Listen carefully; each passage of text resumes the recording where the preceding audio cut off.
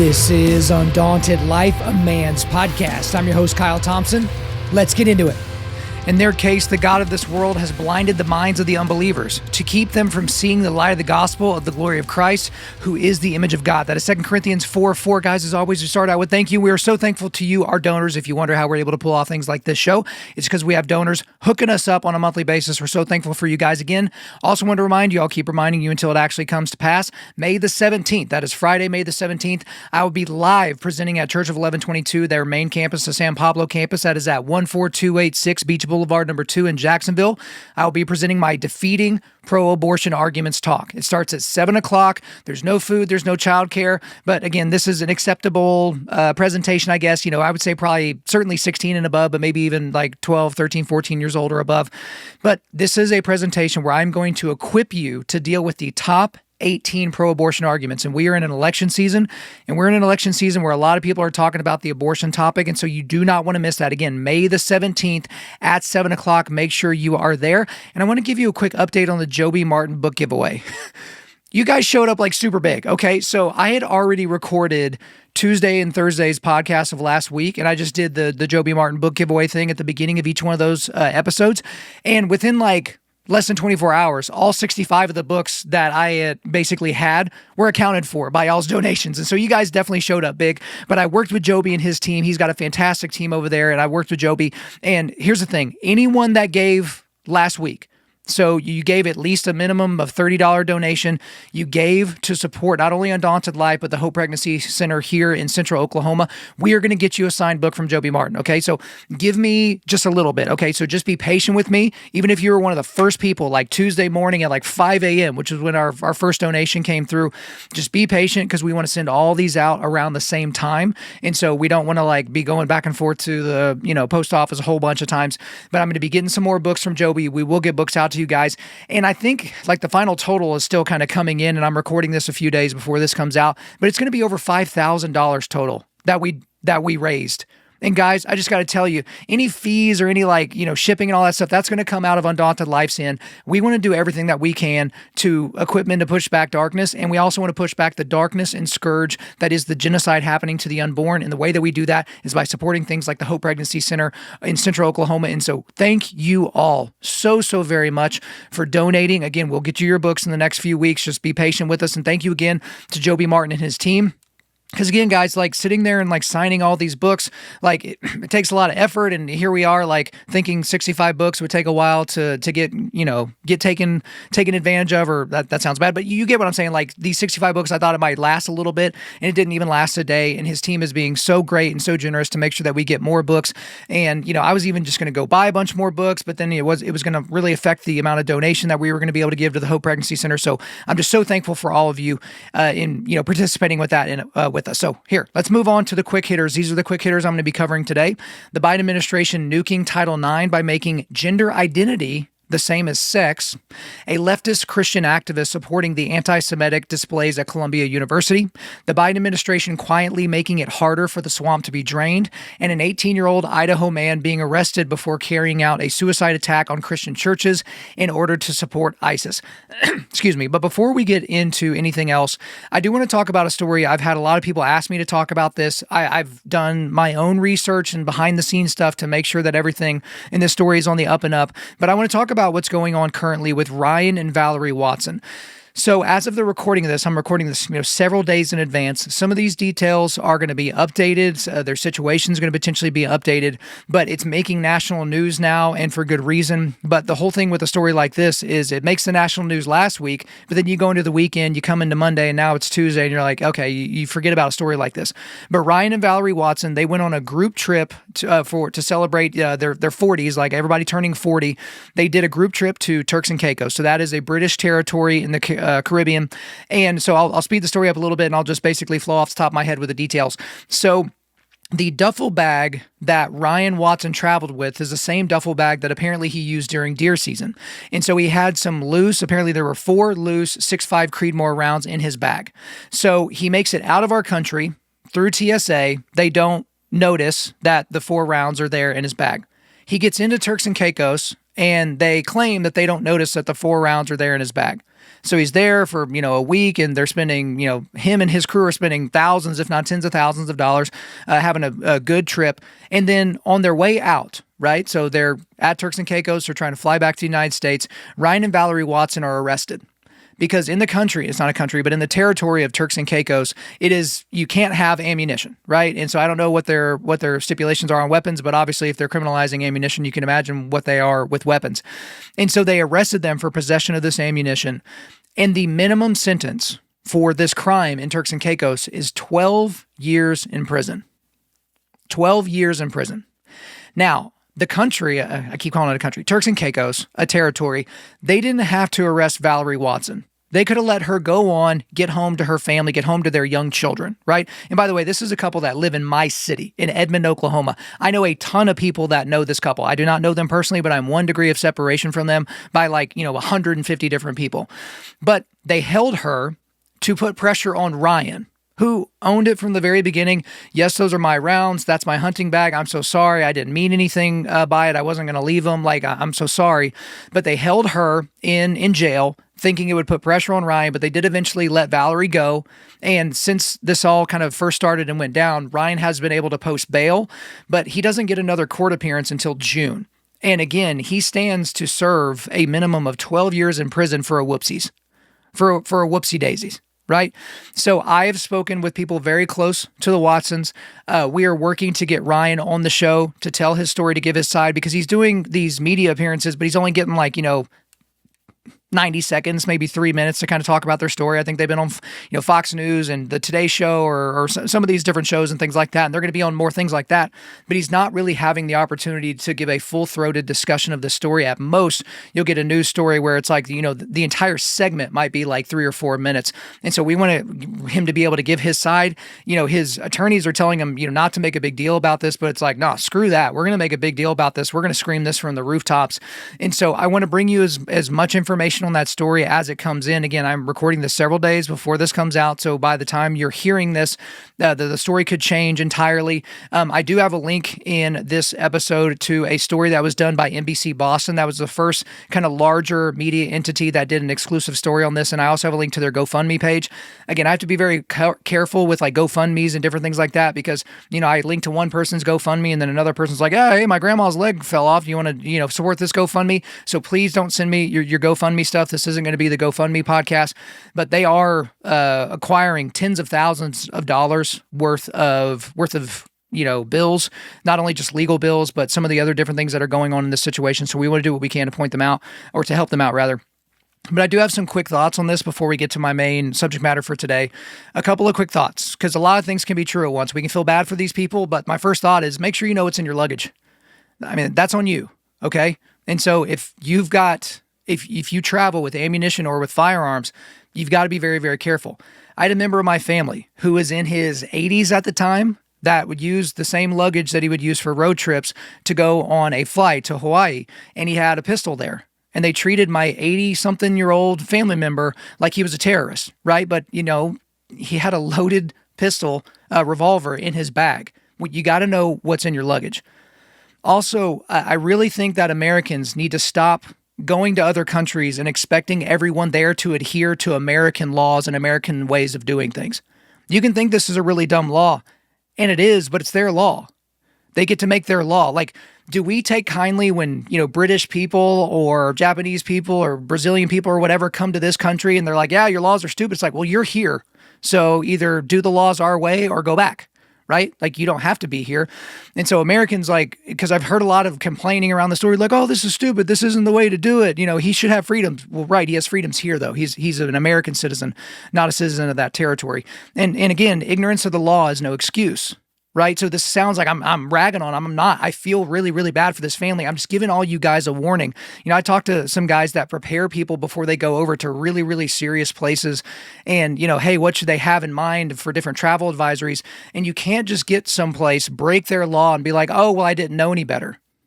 That doesn't fly here. That doesn't really fly anywhere.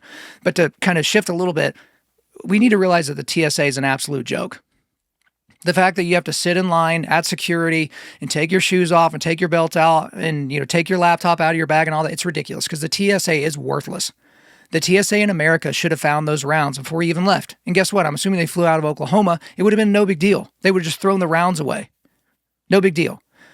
And there's been plenty of studies done where TSA is basically, tested, and they'll literally put contraband in bags and see if the TSA will flag it, and they don't flag it. So the TSA is a joke.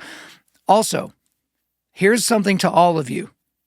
Never, ever travel to Turks and Caicos.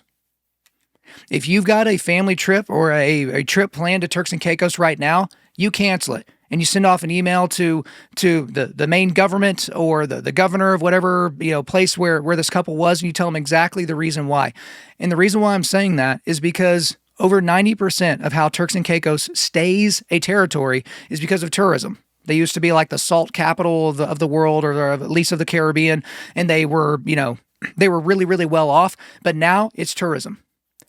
So if the tourism turns off because of a story like this, they're probably going to change this ridiculous law. So you can complain about the law, but it's probably not going to change unless you change. But if you do this thing, it's the same thing where people are like, I'm not going to shop at Target because, they're pro-transing the kids and Satanism and, having dudes in the women's bathrooms.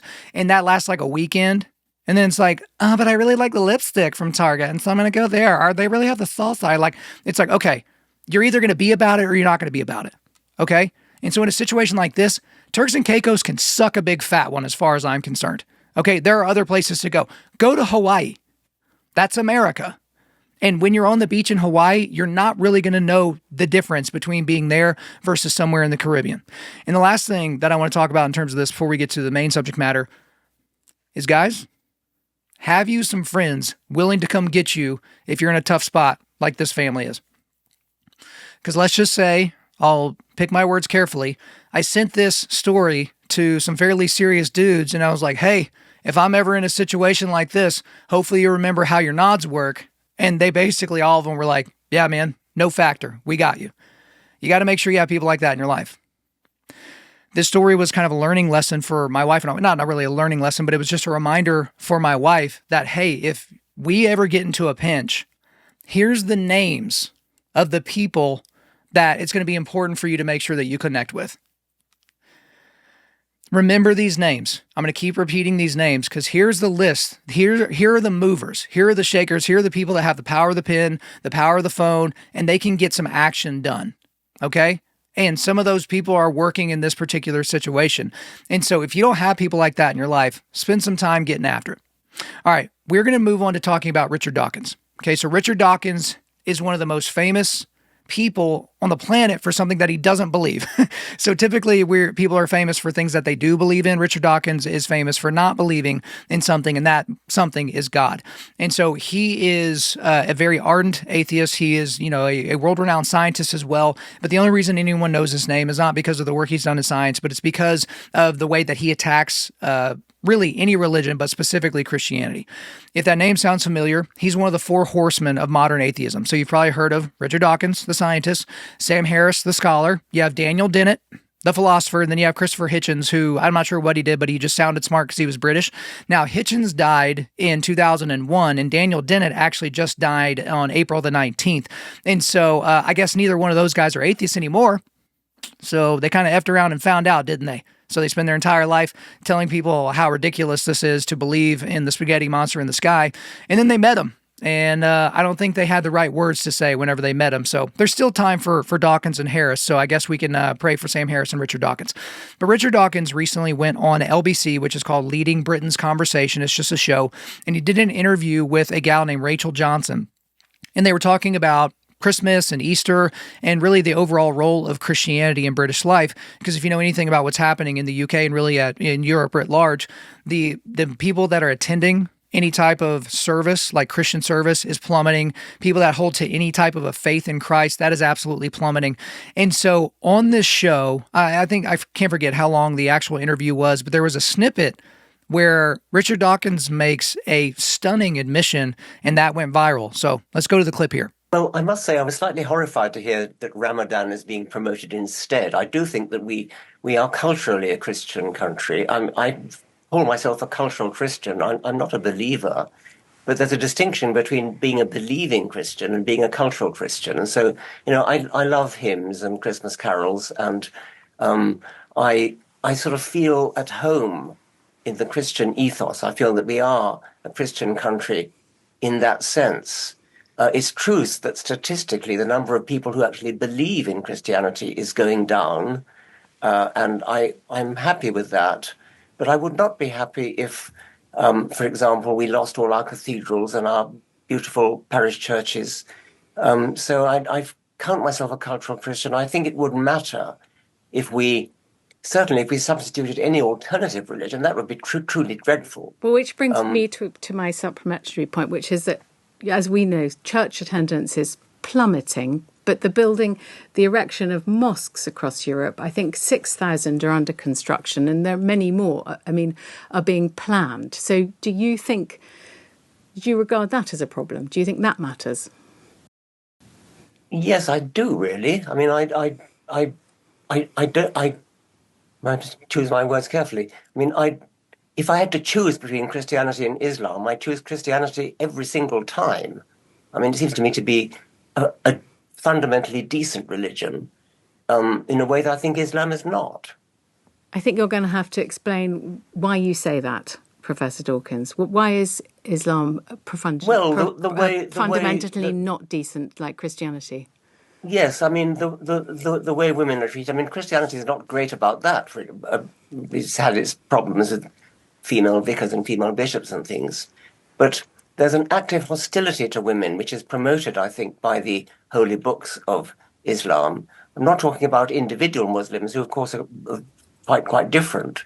But the doctrines of Islam, the Hadith and the Quran, is fundamentally hostile to women, hostile to gays, and I find that I like to live in a culturally Christian country, although I do not believe a single word of the Christian faith. All right, we're going to break down all of that, but the viral quote is obviously this one.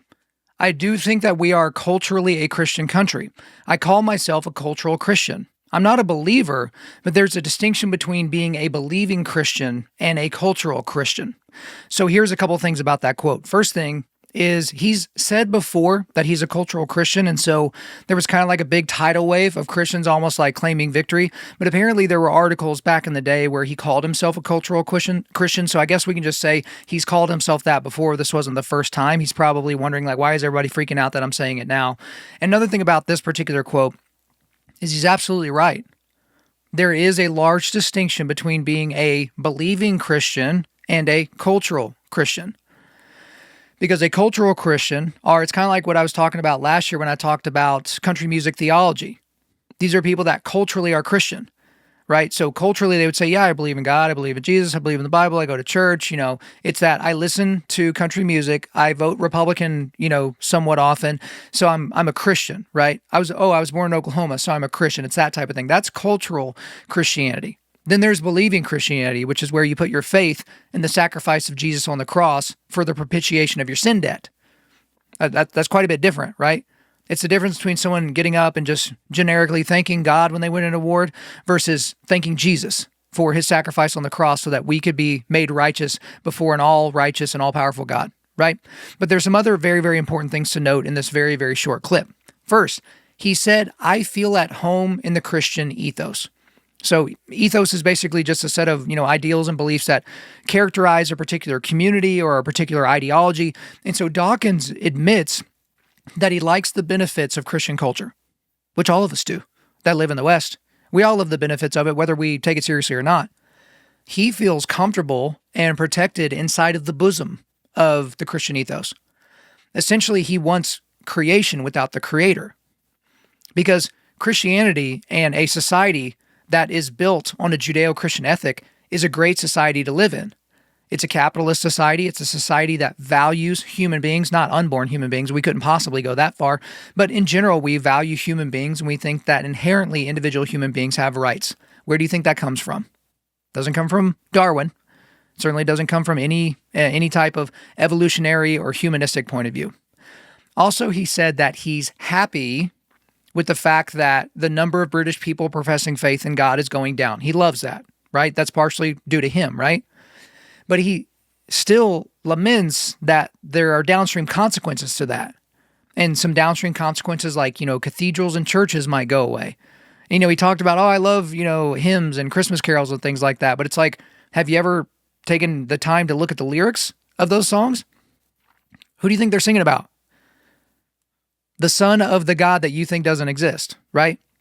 He also said that it would be dreadful, his word, if the UK substituted an alternative religion for Christianity. Again, the UK is not a Christian nation, right? But he said it would be dreadful if they substituted another religion for Christianity. And specifically, obviously, he's talking about Islam. There was the mention of, churches closing down, but there's, over 6,000 mosques that are currently under construction in Europe and many, many more planned. You don't think that's going to have an impact on the greater culture of those individual countries inside of inside of Europe, inside of, UN countries, certainly inside the UK? And then there was a crazy quote. He said this: if I had to choose between Christianity and Islam, I would choose Christianity over Islam every single time. Which, to anyone with a functioning brain, you would agree with that. There's a reason why people don't want to live in Muslim countries. All these Muslims over here that we call moderate Muslims, right? These cultural Muslims, they don't want to live in Afghanistan. They don't want to live in Yemen. They don't want to live in any of these countries where the dominant religion is Islam. Why? Why? And that's the question I would beg to Richard Dawkins, is why would you choose Christianity over Islam? Because he calls Christianity a fundamentally decent religion in a way that he thinks Islam is not. And the examples he uses are treatment of women and treatment of gays, which obviously in most Muslim countries, women can't even drive. They essentially don't have rights. Some of them can't leave their homes. They can't be in a car with someone that's not their husband or their father or something like that.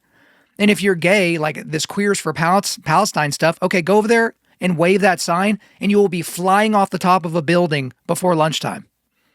And not on your own accord, you will be tossed off. But then Dawkins tries to split the baby here by saying something along the lines of, but, I don't mean individual Muslims. I just mean the Quran and the Hadith. As if the Quran and the Hadith have the qualities of a living, sentient human being. Who propagates the ideals that are expressed in the Quran and the Hadith? People, right? Individual Muslims. I mean, it's incoherent nonsense to try to separate Muslims, practicing Muslims from the Quran and the Hadith. Again, I always talk about it's not radical Islam that performs these terrorist atrocities. It's not radical Islam, it's fundamentalist Islam. It's exactly what the so-called prophet Muhammad would want these people to do. To rape, murder, and genocide people that aren't Muslims. I've talked about that ad nauseum, so I'm not going to repeat it here. So when we look at a story like this, because I'm sure most of you have kind of seen something about this, what should we think about this kind of a story? So a few thoughts. Anytime a prominent figure publicly proclaims that Christianity is preferable to Islam, that's a good thing. Whether they believe it or not, it's like, okay, thank you for just being reasonable. Again, you don't have a society that values the individual human in an Islamic context like you do in a Christian context. It's just simply not the same. So he is a prominent figure that doesn't believe in Christianity nor Islam, but he obviously understands that there's a fundamental difference between the two. Another thought is that we should constantly remind ourselves that Islam is a religion that leads to murder, rape, genocide, and billions of people spending their eternities in hell. Now, that is not me telling you you should hate your Muslim brother, right? You should hate all Muslims. Of course not. You should share Christ with them. Because if they are a moderate Muslim, they're not following the words of the Quran. They're not following the dictates of the 9th surah closely. They may never have even read it before. Maybe they're just Muslim by birth. Their parents were Muslim, so they just identify as Muslim. They would check the Muslim box if they were given a bunch of options, right? But if they actually follow the dictates of the Quran and the Hadith, they will be much different than the neighbor that you know, than the brother that you know. And regardless of if they are a moderate Muslim that doesn't read the Quran or the Hadith, or whether they are the leader of Boko Haram or Hamas or ISIS or something like that, they all need the exact same thing. They need the person of Jesus. So share Jesus with them. And the Holy Spirit and Jesus are working even regardless of whether or not you say what you need to say, because we've seen tons of stories of people in the Middle East where Jesus is coming to them in their dreams saying, believe in me, put your faith in me. So that doesn't absolve you of your responsibility to share the gospel with them, but just know that there's plenty of work being done even outside of you. Another thought here, just a couple more. We must disabuse the people around us of the ideology that you can somehow ultimately enjoy creation without the creator. Because you will have friends that are like, oh, I'm not religious, but I am spiritual. And their spiritualness typically ties to something in nature. So they don't really believe in your khakis and your Bibles and you're going to church on Sundays and any of that type of stuff, but they believe in nature. They go out on a hike and they're right by a stream and they see a deer jump in the distance and they look up at the mountains and look, the sunset, and they're worshiping creation, which is what we were built to do, by the way. Why would we be given the ability to observe beauty and to categorize it as beautiful without the creator that put that in us to begin with? You think a beaver stops and looks at his work and goes, man, that's quite the dam. Look at me. I'm amazing. Do you think an eagle as it's flying is like, oh, this is amazing. Look how great this is. Like I'm making up way better time than if I had legs. Like that's not what they're thinking. And I guess eagles do have legs, but you get the point. They're not flying thinking this is amazing. They're just flying. They're just biological beings that are firing off, but we have been given sentience in a different way, where we can look upon the creation that the Creator has given us and we are able to see it for the beauty that it is and to also experience great gratitude. And so we have to let the people around us know, like, look, you have to take the Creator with creation. You don't get to split them off. And the last thing here, and this is, obvious, we need to keep praying for Dawkins. We need to keep praying that he will put his faith in Christ. Again, we don't need to put all of our eggs in the Dawkins basket or the Jordan Peterson basket or the Joe Rogan basket or the whoever your favorite person is basket that you want to be, as good of a Christian just like you and have the same theology and eschatology and soteriology, blah, blah, blah, and all that kind of stuff. We don't need that. But if one of the four horsemen turns to Christ, it certainly will have an impact. And think about the perspective of someone like that has spent decades ardently fighting against the ideology that he would then actually be espousing and sharing, which would be the good news of the gospel. It'd be quite the turn. Hey guys, real quick. So just this morning, I was at the doctor and on my way out the door, I kind of struck up a conversation with him because this doctor used to try to convince me all the time that I needed to stop eating red meat. He had been convinced that red meat was the devil and it was terrible for you. And then over time, as he was not having red meat in his diet, he was kind of suffering from that. And so he is all in now. And so he's trying to go carnivore like I am. But he and I were both kind of lamenting and worrying about the fact that, man, we don't know where to get high quality beef. We're surrounded by all these cattle operations here in Oklahoma. And there's also these online ones, but you don't really know which ones to trust. And so I've been looking for a partner in the cattle operation business, and I've found one, and I'm very excited to tell you about them. That is why I want to introduce you to the official beef delivery partner of Undaunted.Life, my friends at Primal Beef. So Primal Beef is a new cattle operation owned and operated by Sean Glass. So he's a retired Navy SEAL that served with Jocko Willink, and Jocko is also a partner in Primal Beef. So what makes Primal Beef different from all the other fly-by-night beef delivery service companies here in America? It's a combo of the following. So they have all-American Black Angus cattle. The beef comes from one single farm, and that's in Virginia's Shenandoah Valley. The beef is also all natural. It has no hormones ever, no antibiotics ever, no mRNA ever. And after slaughter, the beef is dry-aged. Then it is hand-cut by artisan butchers and then flash frozen to ensure that it maintains tenderness, marbling, and flavor. So whenever you open the package, you're not getting an old crappy piece of meat. It is so absolutely perfect. And here's another cool thing. For every box sold, Primal Beef donates meat directly to a member of America's Special Operations Forces through the C4 Foundation. So you can take pride in knowing that your purchase will help put literal food on the table for America's finest warriors. So if you're not salivating at this point, you absolutely should be. Guys, go and try Primal Beef out today by going to www.primalbeef.com. That's primalbeef.com. Use the promo code Kyle to get $25 off of your first order. The great thing about that promo code is it's easy to remember. It's my first name, Kyle, Kyle, and you can stack it on top of other deals that are on the website when you go there. So again, that's primalbeef.com, promo code Kyle to get $25 off your order. That will be in the show notes. All right, let's get into the first quick hitter today. The Biden administration nuking Title IX, making gender identity the same as sex. So this is according to Riley Gaines on Twitter. So Riley Gaines was a former University of Kentucky swimmer that got beat by Leah Thomas, otherwise known as a dude, right? And, she's basically made a career.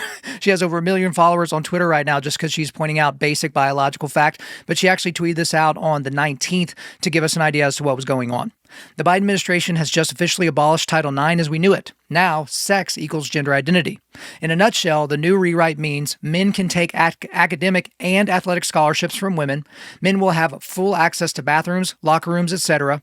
Men could be housed in dorm rooms with women, and students and faculty must compel their speech by requiring the use of preferred pronouns.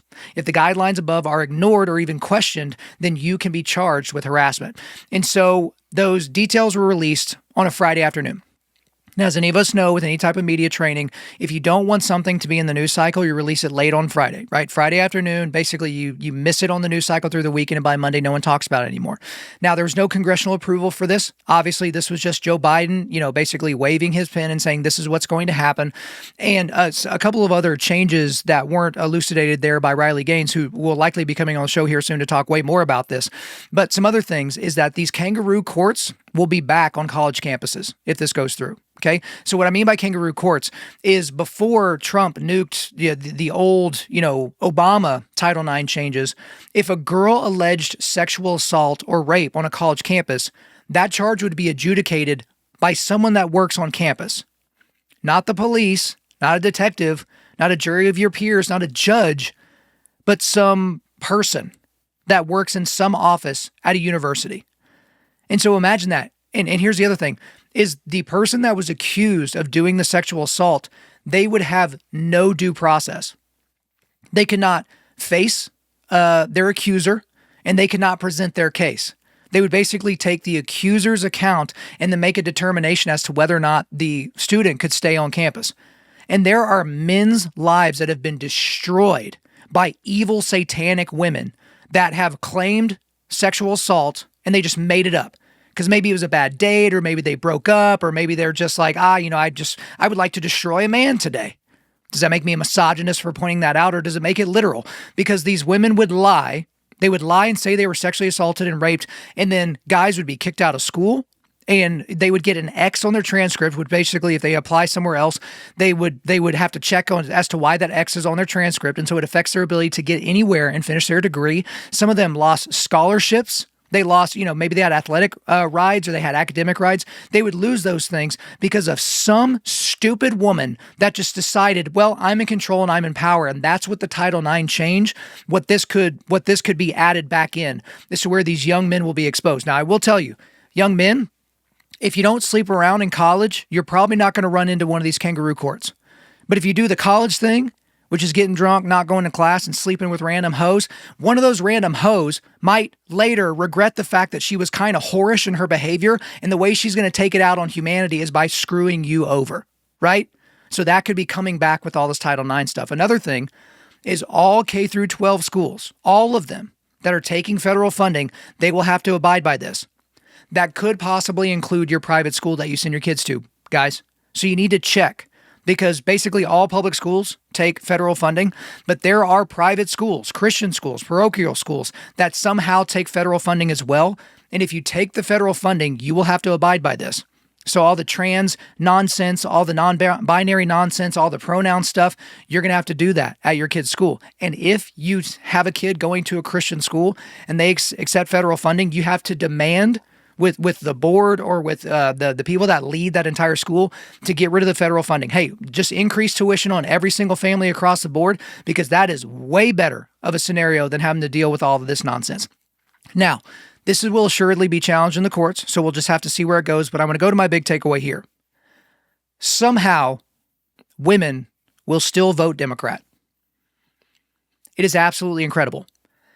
The Democratic Party is signaling to women and girls that they don't care about you. They don't care about women's rights. Not when it comes to trans. I talked about this on a recent episode where there's the hierarchy, right? The victim Olympics.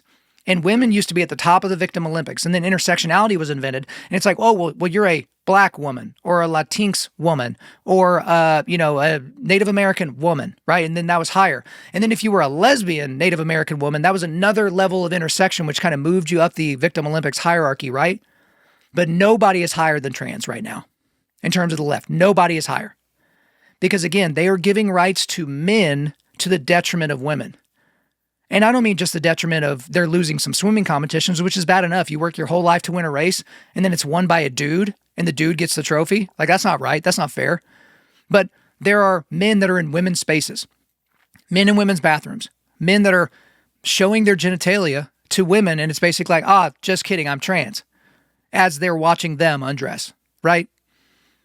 But women all over the place are going to be voting for Joe Biden in November. And not just women, right? I don't want to, talk about them as like one pejorative group. Women that love leftism, liberal women, college-educated, suburban women are going to be tripping over themselves to vote for Joe Biden. But they're signaling to you they don't care about you. That all those third and fourth wave feminism ideals that you hold to and that you so fervently believe in that you never actually thought through, but that you fervently believe in your heart to be true and the best way of operating, they just nuked it. And you don't care. And they know you don't care. That's why they're doing this. They're doing this to get their agenda across because they know you will come home in November, that you will vote for every candidate, blue no matter who. So, get what you paid for. All right, next one here, a leftist Christian activist supporting the anti-Semitic displays at Columbia University. So as we've seen for the last couple of weeks, major universities here in the United States, NYU, Columbia, UT Austin, different places, they're doing these anti-Israel displays, these anti-Semitic displays. And it's especially true at Ivy League universities that there's this kind of growing anti-Semitism. And we've seen people basically take over and they're setting up camps. And obviously there are like professional agitators that are part of these crowds. And university presidents are being asked to step down, and there's all this craziness going on with people being arrested and people finding out like, oh, this is funded by the Soroses, and why do all these tents match? That's kind of weird. Like, have you ever seen a campground where all the tents match? Oh, it's because there are nefarious forces out there buying up all the tents and like making sure these people can stay there. These universities are doing nothing to protect the identities nor the safety of the Jewish students on campus. These Jewish students are being targeted. They're being spat on. They're being assaulted in some cases. You're having Jewish university staff and professors not able to go to their classes. The universities, as opposed to just arresting these fools and keeping them in prison, they're basically kowtowing to them, saying, hey, we're just going to go to digital for the last couple of weeks of school, just do digital because we can't guarantee your safety on these campuses, right? And leftism is obviously feeding this. This is basically an ideology that has to be anti-something. It's getting warmer around the country right now, so we're starting to get into riot season, especially since we've got the November elections coming up. We need some good riots. All the mainstream media, they are just like hoping and praying every single day, praying to praying in front of this picture of St. George Floyd, hoping that another unarmed black man is killed by a white police officer, and hopefully that white police officer has used a racial slur or liked a racist meme at some point in their life. They are just hoping to goodness for that, because all of that is good for Democrats, right? It's all feeding into the same thing. But the thing with leftism is there are a bunch of ideas that come into the exact same menu. There are people that all do essentially the same thing if they have the brain disease of leftism. And so there's a leftist that came up here again recently. He's an anti-gun, pacifist Christian activist named Shane Claiborne. And so Shane Claiborne is a guy that I was actually put opposite on a debate on the Unbelievable podcast a couple of years ago. Justin Brierley would hit me up. He's like, hey, we got a guy. He's an anti-gun Christian activist, and he wants to do a debate. And I know you're a Second Amendment guy. Like, you want to do this debate? And I was like, yeah, sure. The Second Amendment and guns is like not even in the top 10 of stuff that I talk about most often. but sure, I'll go beat up some anti-gun guy for a little bit. And that's exactly what happened. If this debate had been longer, I would have been able to drag him into deep water slowly and then slowly drown him and make him rethink all of his life decisions. But I kind of just bludgeoned him from the very beginning. He had a bunch of vapid opinions on things. He wouldn't really stick to the topic. And I'll put the debate in the show notes so that you can watch it for yourself. But this is a guy that hasn't spent a whole lot of time thinking through things, but he will hop on every left-wing thing and he will like give his support for it. And he did that again. So on the 20th of April, he actually tweeted this: "I am deeply moved by the passion and the courage of students at Columbia University and students around the country. You are showing the world what love and solidarity look like, even in the face of militarized police and the shameful intimidation of school administration. You are an inspiration. Keep it up. Courage is contagious." So if you're keeping score, Shane Claiborne thinks it is courageous if you stand in the middle of campus, if you trespass in certain areas, if you spit on Jewish students, if you speak truth to power, right? That's what love and solidarity looks like, y'all. Didn't you know this? And of course, he's like, oh, the militarized police. How dare these police officers go in there with riot shields and arrest people that are breaking the law? Gosh, what shameful behavior. And he's talking about the intimidation of school administrations. Do you think the students at NYU and Columbia are intimidated by the school administration? They're doing that because they know the school administration agrees with them. Okay? So that's Shane Claiborne. So I'm going to go to my big takeaway here. Leftism seems to be a brain disease that does not allow for dissent. And in the case of someone like Shane Claiborne, the thing that Shane Claiborne is most anti about, above all things that you could be anti about, he's anti-gun. Anti-gun is like his thing. So he will actually go around the country doing these presentations to literally tens of people, and he will have law-abiding Christians come up on stage with their firearms, and they will destroy the firearms in front of them, and they all cheer. And all the criminals are literally waiting outside looking out. Oh, the guy in the blue shirt, he just destroyed his firearm. Let's go rob that guy, or let's follow him home because we know he can't protect himself anymore. But a guy like Shane Claiborne, he's not just anti-gun. He's also anti-Israel, pro-choice, pro-open borders, pro-defunding the police, pro-transing the kids, pro-drag queen story hour, pro-student loan forgiveness, and, just on and on and on. Like, just think about it this way. Do you know anybody that is anti-gun, anti-Israel, pro-open borders, pro-defunding the police, pro-transing the kids, pro-drag queen story hour, pro-student loan forgiveness, and also pro-life? That person doesn't exist. Because if someone were to go outside of the leftist prescriptions for how we are to think about everything, they would be expelled. There is no dissent. You have to believe everything that they believe. You have to check all the boxes. And then you have these go along to get along. I want to be known for what I'm for, not what I'm against, people like Shane Claiborne that have never seen a leftist cause that they didn't think Jesus would stand up for. These are the people that think Jesus literally walked around and never made anyone angry. That Jesus would never do something like overturn a table in a premeditated act of violence. But again, with people like Shane Claiborne, and there are plenty of people like him, you have to be very, very careful listening to anything that they say, because these are people that are typically not people of the book. If they do quote scripture, they're doing it completely out of context. They will pluck a piece of scripture out that only that part of that scripture does it apply to what they already had as a preconceived notion or philosophy, and they will throw that in your face. But when you start to peel back the layers of the onion of that particular scripture, who is this to?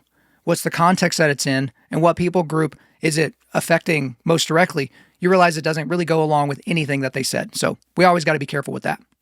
All right, next quick hitter here. The Biden administration quietly making it harder for the swamp to be drained. So this was according to the U.S. Office of Personnel Management from the 4th of April. The U.S. Office of Personnel Management, OPM, today announced a final rule that clarifies and reinforces longstanding protections and merit systems principles for career civil servants.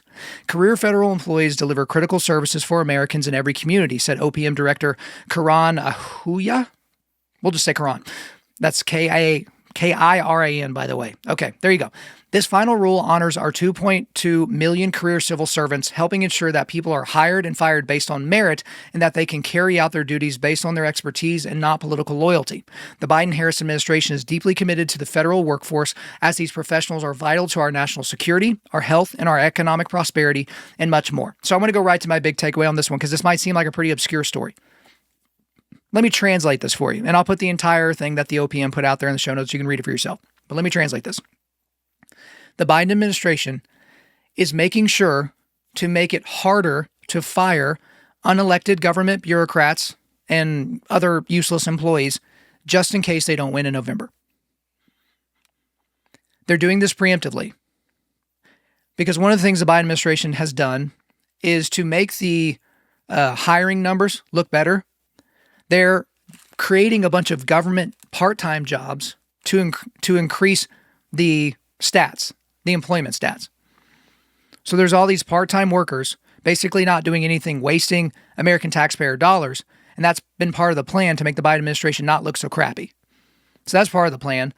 But also these deeply entrenched, unelected government bureaucrats that hate the right, that want to militarize against the right, essentially, they want to make sure that they can stay in place. Because people like Trump have signaled, if I get back in the White House, I'm going to drain the swamp. Okay? Maybe. But what I do know is that Trump already said he was going to do that once and he didn't. I know all the MAGA people think I just hate on Trump, but let's just be honest. He's elected in 2016. He goes into office January of 2017, right? And he's in office for 4 years and the administrative state got bigger. That's not draining the swamp. The only thing that seemed to get drained was the people that worked for him constantly. There was just like a revolving door of people that worked in his administration. But the swamp didn't get drained. So there's a couple ways you could take that. Either one, Trump didn't mean it. He never intended to drain the swamp, or he got distracted, one of the two, or the swamp can't be drained. Because what this new OPM thing is going to do is it's going to make it harder to fire certain people, and it'll give those people that have been fired for being worthless or being in departments that don't matter, it'll give them the ability to sue. And when there's any type of litigation that's a part of a process like this, it'll stop people from making the correct action. So we have Malay in Argentina that went through and cut out entire government entities and like all these different offices and just got rid of them. They don't have laws like this on the books down there in Argentina. So he was able to just literally slash entire departments and say, well, you don't exist anymore. We're not giving any money to this nonsense. Can't really do that in America. It's because of stuff like this. All right, last quick hitter here. An 18-year-old Idaho man being arrested before carrying out a suicide attack on Christian churches in order to support ISIS. So this is from the 9th of April, and this is according to the AP. An 18-year-old man planned to attack churches in northern Idaho in northern Idaho City using a metal pipe, butane fuel, a machete, and if he could get them, his father's guns, according to federal prosecutors who charged him with attempting to provide material support to the Islamic State group. Authorities said Alexander Scott Mercurio adopted the Muslim faith against the Christian's parents' wishes and was in contact with the FBI informants posing as Islamic State group supporters. Mercurio was arrested Saturday, the day before investigators believe he planned to carry out the attack. After attacking the church, Mercurio told the informant he planned to attack others in town, as many as 21, before being killed in an act of martyrdom, according to the statement. So this is one of those weird stories. I don't really want to get into this side of it, but where the FBI is in on a plan to kill Americans. Now you can look at it just like what they did with what Clock Boy back in the day, where, or there's some other different things where, CIA or FBI will pose as militants and they will get people to believe in their cause, and then they'll arrest them right before they do the thing. The thing is you're rolling the dice when you do something like that, because they arrested him the day before they thought he was going to carry out the attack. But what if he had decided to do it a week earlier? Now, I don't know anything about the informants and the conversations, obviously, that were had. All that's never going to be released to the public. But man, you're really rolling the dice when you do stuff like that. But it is a good thing to get a guy like this off the streets. Also, isn't it weird? This guy converts to the supposed religion of peace and immediately tries to mass murder Christians. Isn't that so interesting? Again, I have been told that I'm wrong about Islam, that Islam is a religion of peace, that, it's Boko Haram and it's Al-Qaeda and it's the Taliban and Hamas, they're doing it wrong. But the moderate Muslim brother down the street, that's the guy that's doing it right. But this guy from Idaho converts to Islam and immediately thinks, I need to kill as many people as possible. Who specifically? Not other Muslims, Christians, who Muslims think are apostates, infidels, that deserve nothing other than the sharp end of a sword. And he was going to carry out this mass attack, right? So I'm going to go right to my big takeaway on this one. Are you prepared to end a threat at your church? I've talked about this a lot recently. Talked about how the FBI has been signaling for months now that a terrorist attack carried out by Muslim fundamentalists is imminent inside the United States, which is obviously true. Southern border is wide open. We have terrorists literally streaming across the border, and they're going to their different hubs, and there are cells that are going to be activated at some point, and there will be a lot of Americans that'll be killed. There will be a lot of blood that is going to be spread and spilled in the United States, partially because of our southern border being so porous. And it would make sense that they would want to go to mass gatherings of apostates and infidels, kind of like your church. So I talked about on Easter this year, I did a little walk around my church during the worship set to see if I saw anything that was out of sorts. Now, in my church, we do have security in place. Okay, so there are, police officers there that are in uniform. There are a lot of people that I know that are like me that carry, but those aren't impenetrable things. If somebody wanted to target our church, I'm sure that they could, but it's not going to be as impregnable as, a fortress would be.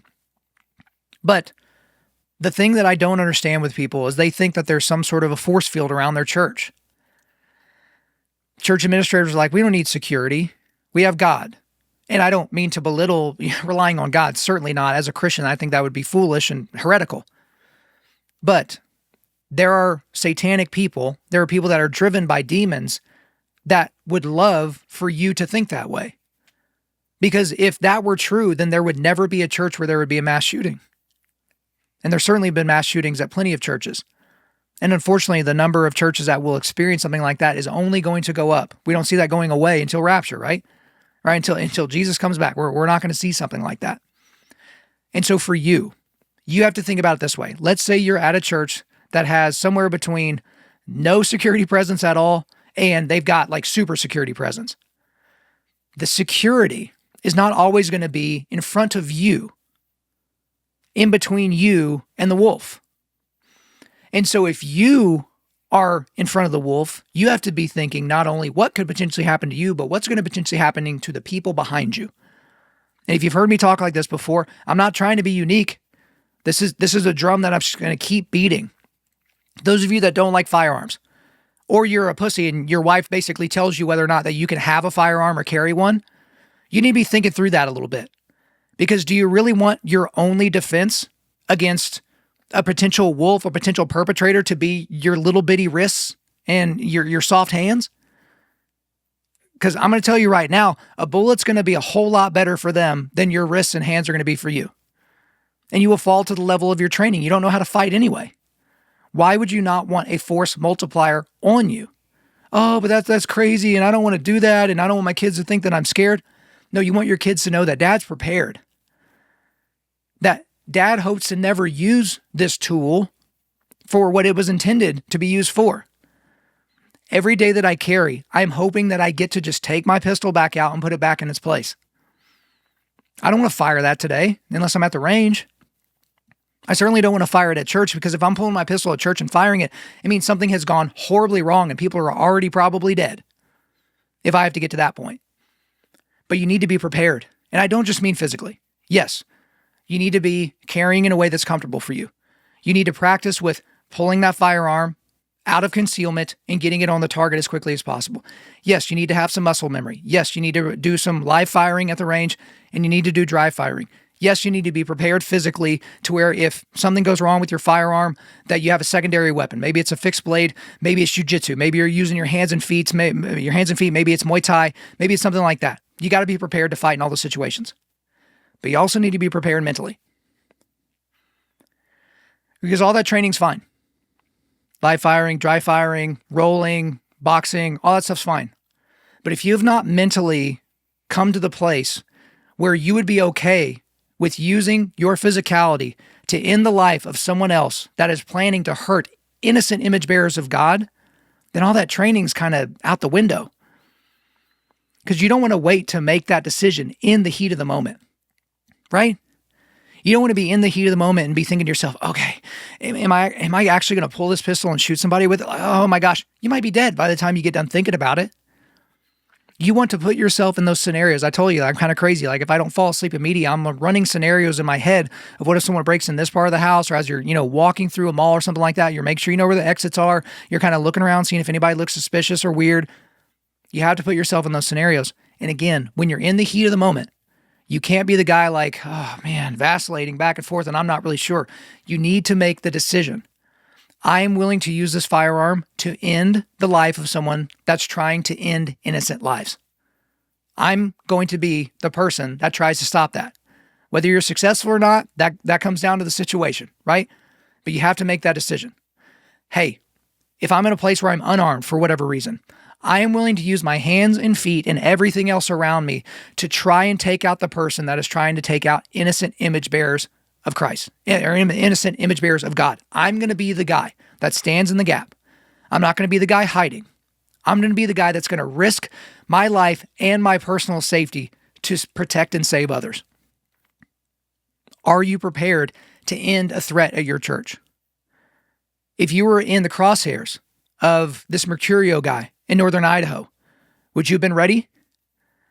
He's coming in potentially with firearms, with metal pipes and butane fuel and machetes and different things like that. Are you ready? Again, I keep repeating it because I want you to be hearing this in your own head. Because some of the people in my audience, you tuned me out 5 minutes ago because you're like, yeah, the answer is yes, Kyle. Why do you keep asking me? But just be patient with me because there's a huge, hopefully not, but there is a certain percentage of my audience that has never thought through this before. They just blindly walk through their entire world thinking, it won't happen to me. It's not going to happen in my church. It can't happen in my church. Don't you think that's what all these people think when it does happen at their church? They're in complete shock because they don't know how this could have ever happened. It could happen. I hope it doesn't, but we have to be prepared. All right, guys, before we let you go, we are going to do a quick resilience boost. At Undaunted.Life, our mission is equipping men to push back darkness with content that forges spiritual, mental, and physical resilience.